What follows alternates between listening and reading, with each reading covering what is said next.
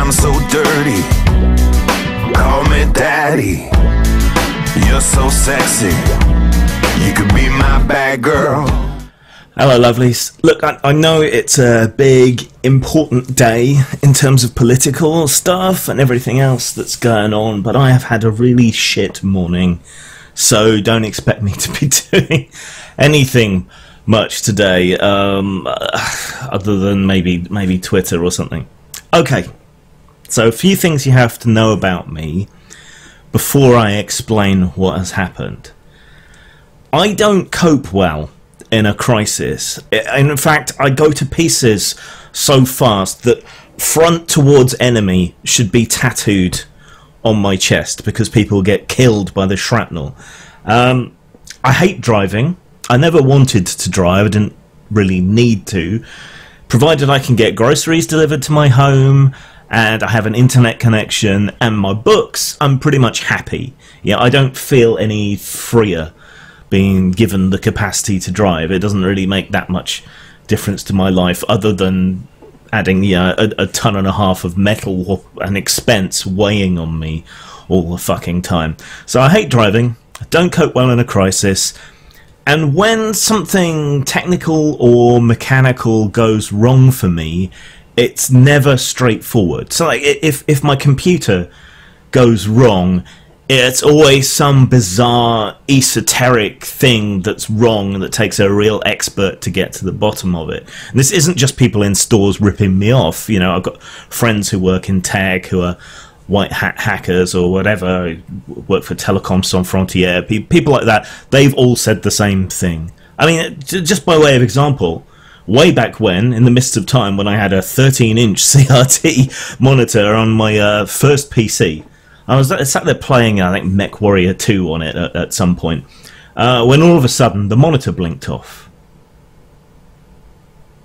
So what's going on? Click, click, click, switch it on, switch it off, look around everywhere. I'm about to give up when 3 foot of flame leaps from the top of the back of the monitor for a couple of seconds, then disappears, and then blink, it comes back on, fine, ever after. You know, but these sorts of things are unsettling. Okay. You now understand. So I drive in to get fuel from the local Tesco. Tesco it's a big grocery store. It's kind of like Walmart in terms of dominance here, but just for groceries. But they also have petrol stations and things there, and it's the cheapest for miles around. So, you know, I go there to get fuel.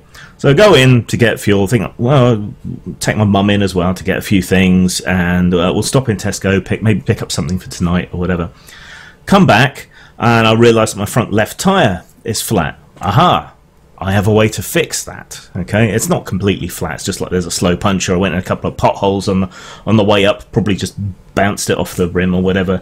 Let some air out. But I have an electric pump in the back, so I bring that round, plug that in. Never had any problem with it before. But previously, I've run the engine at the same time while pumping to make sure there's enough power. Last time I did that, I got called on it. You know, do you actually have to have the engine running when you do that? So after last time, I checked the manual, doesn't say anything about keeping the engine running. So I run the pump for a bit. Okay, get enough air to get me home. Maybe I can get the tyre replaced or whatever by one of these services that comes out to fix it. Get back in the car, go to start it up, no power. The pump has drained the battery. You know, duh. It's just because I was questioned before and I have no confidence when it comes to technical stuff that you know, I didn't run the engine like I normally do. Okay, fair enough. All we need is a jump start, and that's fairly straightforward. So I stay with the car, my mum goes to find someone. You know, lucky we're in a car park. She goes into Tesco. Fortunately, there's a couple of lads that work in the loading or whatever. One of them has a lithium-ion portable jump start pack in his car, which he's used plenty of times, knows how to use it, fine, great. So he comes back with these lads, pop the hood, connect the jumpers, should be straightforward, just start the engine and away we go, right? No. His jump start pack goes and catches fire. Like I say, nothing ever goes normally wrong. Now, we're not sure whether he fucked it up, whether it was the pack that was wrong, whether something else is wrong with the car at this point. So we've got no choice but to call the AA. Now, I haven't had the money free to get an AA membership, and that's Automobile Association. Yeah, I'd come out, fix your car up, get you back on the road. I haven't had the money to get a membership for a long time, and still hadn't. So we have to go with my mum's account. Fortunately, she was with me. Pay a little bit extra, get someone to come out, because after the pack catches fire, you kind of lose your confidence in getting any other jump start or anything. So we wait, and we wait, and we wait, and then the AA van rolls up after being diverted to deal with someone else's more pressing emergency. You know, women by themselves get priority treatment, things like that. He rolls up, and he's the spitting image of my brother. And my brother is nothing like me. He's this hulking, great, tall, Neanderthal, shaven head, you know, little thin sort of sideburn beard thing coming down onto his chin. This guy is the exact spitting image of him. Like, it's uncanny, even the way he smiles and shit. For a moment, I thought it was him. I thought, he doesn't work for the AA. Who's this guy? He does his jumpers with his pack. Fortunately, this time doesn't catch fire. So I finally get home. But my entire morning has been wasted. And, you know, anxiety plays up. You can probably tell because I'm talking a mile a minute. And this is just going to throw me off for the entire day. So I know it's a really important day in terms of politics and commentary and everything else, but I have just had enough today, so I'm probably not going to be doing much.